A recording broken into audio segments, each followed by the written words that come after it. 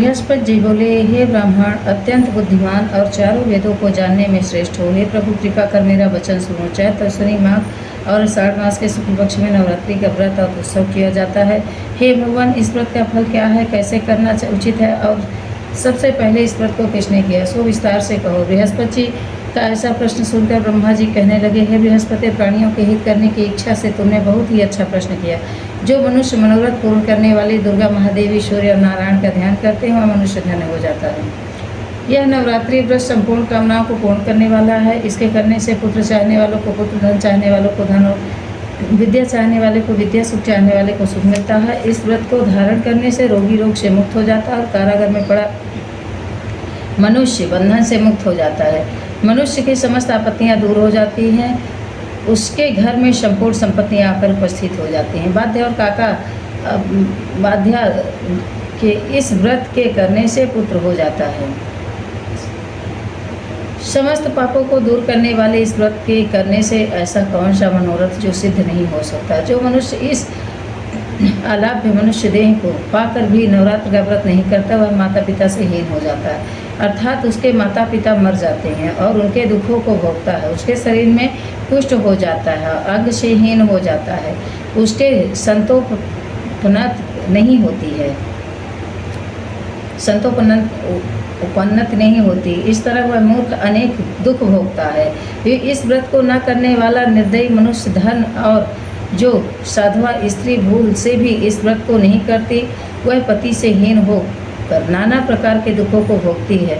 यदि व्रत करने वाला मनुष्य सारे दिन उपवास न कर सके तो एक समय भोजन करे और उस दिन बाधाओं सहित नवरात्र की कथा श्रवण करे। हे बृहस्पति, जिसने पहले इस व्रत महाव्रत को किया है, उसका पवित्र इतिहास मैं तुम्हें सुनाता हूँ, तुम सावधान होकर सुनो। इस प्रकार ब्रह्मा जी का वचन सुनकर बृहस्पति जी बोले, हे ब्राह्मण, मनुष्यों का कल्याण करने वाले इस व्रत के इतिहास को मेरे लिए कहो, मैं सावधान होकर सुन रहा हूँ। आपकी शरण आए हुए मुझ पर कृपा करो। बृहस्पति ब्रह्मा जी बोले, पीठक नाम के मनोरथ नगर में एक अनाथ नाम का ब्राह्मण रहता था। वह भगवती दुर्गा का भक्त था। उसके संपूर्ण सद्गुणों से मुक्त मानो ब्रह्मा की सबसे पहली रचना हो ऐसी यथार्थ नाम वाली सुमति नाम की एक अत्यंत सुंदरी पुत्री पैदा हुई। वह कन्या सुमति और पिता के घर बालकपन में अपनी सहेलियों के साथ क्रीड़ा करती हुई इस तरह बढ़ने लगी जैसे शुक्ल पक्ष की चंद्रमा की कला बढ़ती है। उसका पिता प्रतिदिन दुर्गा की पूजा और होम किया करता था। उस समय वह भी नियम से वहाँ उपस्थित रहती थी। एक दिन वह सुमति अपनी सखियों को साथ खेलने लगी और भगवती के पूजन में उपस्थित नहीं हुई। उसके पिता को पुत्री की ऐसी असावधानी देखकर क्रोध आया और पुत्री से कहने लगा कि हे दुष्ट पुत्री, आज प्रभात में तुमने भगवती का पूजन नहीं किया, इस कारण मैं किसी कुष्ठी और दरिद्री मनुष्य के साथ तेरा विवाह करूँगा। इस प्रकार पिता के वचन सुनकर सुमति को बड़ा दुख हुआ और पिता से कहने लगी, हे पिताजी, मैं आपकी कन्या हूँ, मैं आपके सब तरह से अधीन हूँ। जैसी आपकी इच्छा है वैसा मेरा विवाह कर सकते हो, पर होगा वही जो मेरे भाग्य में लिखा होगा। मेरा इस पर पूर्ण विश्वास है। मनुष्य ना जाने कितने मनोरथों का चिंतन करता है, पर होता वही है जो भाग्य में विधाता ने लिखा है। जो जैसा करता है उसको फल भी उस कर्म के अनुसार ही मिलता है, क्योंकि कर्म करना मनुष्य के अधीन है, पर फल देव के अधीन है। जैसे अग्नि में पड़े हुए तृणादि उसको अधिक प्रदीप्त कर देते हैं, उसी तरह अपनी कन्या के निर्भयता से कहे हुए वचन सुनकर उस ब्राह्मण को अधिक क्रोध आया। तब उसने अपनी कन्या का एक कुष्ठी से विवाह कर दिया और अत्यंत दुख से कहने लगा कि आओ, जल्दी आओ, अपने कर्म का फल भोगो, देखो भाग्य का रहकर क्या करती हो। इस प्रकार से कहे हुए पिता के कटु वचनों को सुनकर सुमति मन में विचार करने लगी कि अहो, मेरा बड़ा दुर्भाग्य है जिससे मुझे ऐसा पति मिला। इस तरह अपने दुख का विचार करती हुई सुमति पति के साथ वन में चली गई और भयावने कुशा युक्त उस जगह पर उन्होंने वह रात बड़े कष्ट से व्यतीत की। उस गरीब बालिका की ऐसी दशा देखकर भगवती पूर्व पुण्य के प्राप्त से प्रकट होकर सुमति से कहने लगी कि हे दीन ब्राह्मणी, मैं तुम पर प्रसन्न हूँ, तुम जो चाहे वरदान मांग सकती हो। मैं प्रसन्न होकर मन वांछित फल देने वाली हूँ। इस प्रकार भगवती दुर्गा के वचन सुनकर ब्राह्मणी कहने लगी कि आप कौन हैं जो मुझ पर प्रसन्न हुई हो? यह सब मेरे लिए कहो और अपनी कृपा दृष्टि से मुझ दीन दासी की को कृतार्थ करो। ब्राह्मणी का ऐसा वचन सुनकर देवी कहने लगी कि मैं आदि शक्ति हूँ, मैं ही ब्रह्मा विद्या और सरस्वती हूँ। मैं प्रसन्न होने पर प्राणियों को दुख दूर कर उनको सुख प्रदान करती हूँ। हे ब्राह्मणी, मैं तुम पर पूर्व जन्म के किए गए पुण्य के प्रभाव से प्रसन्न हूँ। तुम्हारे पूर्व जन्म का वृत्तांत सुनाती हूँ, सुनो। तब वह पूर्व जन्म के वृत्तांत की भील की स्त्री थी और पतिव्रता थी। एक दिन तेरे पति निषाद ने चोरी की। चोरी करने के कारण तुम दोनों को सिपाहियों ने पकड़ लिया और ले जाकर जेल खाने में कैद कर दिया। उन लोगों ने तुम्हें और तुम्हारे पति को भोजन भी नहीं दिया। इस प्रकार नवरात्र के दिनों में तुमने ना कुछ खाया और ना जल पिया। इसीलिए 9 दिन तक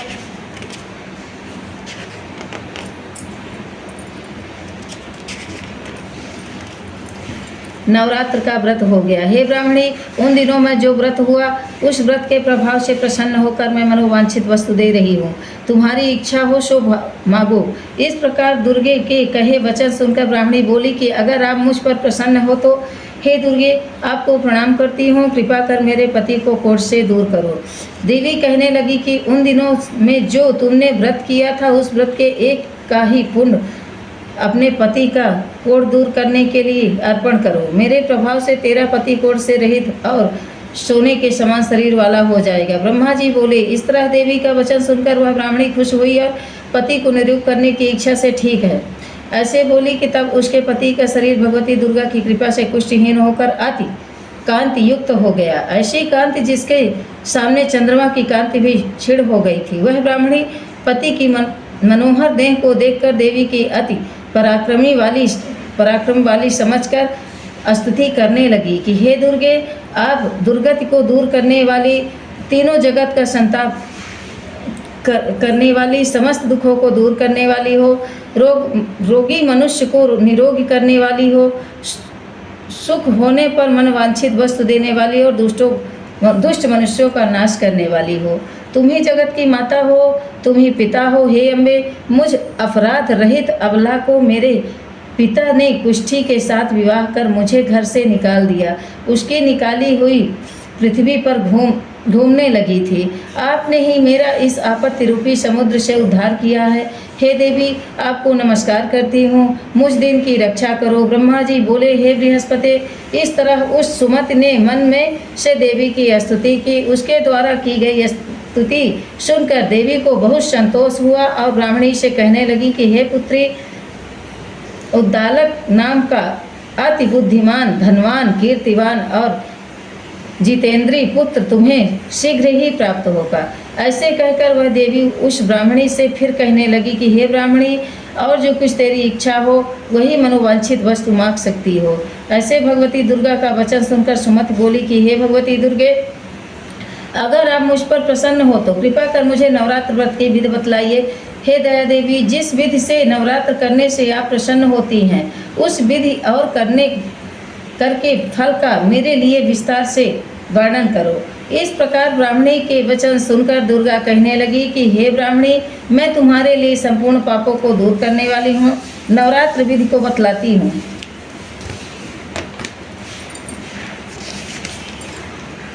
जिसको सुनने से मनुष्य पापों से छोड़कर मोक्ष को प्राप्त हो जाता है। अश्विनी माघ के शुक्ल पक्ष की प्रतिपदा से लेकर 9 दिन तक विधि पूर्वक व्रत करें। यदि दिन भर का व्रत ना कर सके तो एक समय भोजन करें।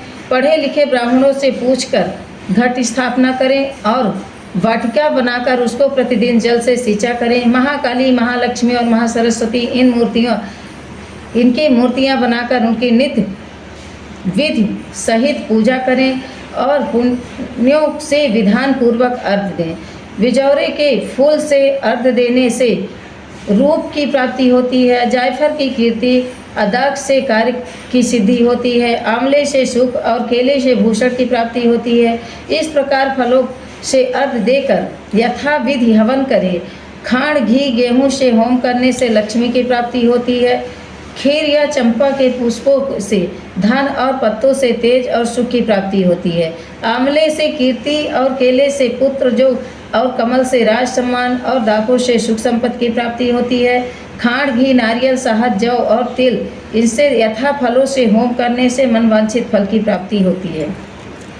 व्रत करने वाला मनुष्य इस विधि विधान से होम कर आचार्य से अत्यंत नम्रता के साथ प्रणाम करे और यज्ञ की सिद्धि के लिए उसे दक्षिणा दे। इस महाव्रत को पहले बताई हुई विधि से के अनुसार जो कोई करता है उसके सब मनोरथ सिद्ध हो जाते हैं। इसमें तनिक भी संशय नहीं है और 9 दिन में जो कुछ भी दिया जाता है उसका करोड़ गुना फल मिलता है। इस नवरात्र के व्रत करने से ही अश्वमेघ यज्ञ का फल मिलता है। हे पुत्री, इस संपूर्ण कामना को पूर्ण करने वाला उत्तम व्रत को तीर्थ, मंदिर अथवा घर में ही विधि के अनुसार करें।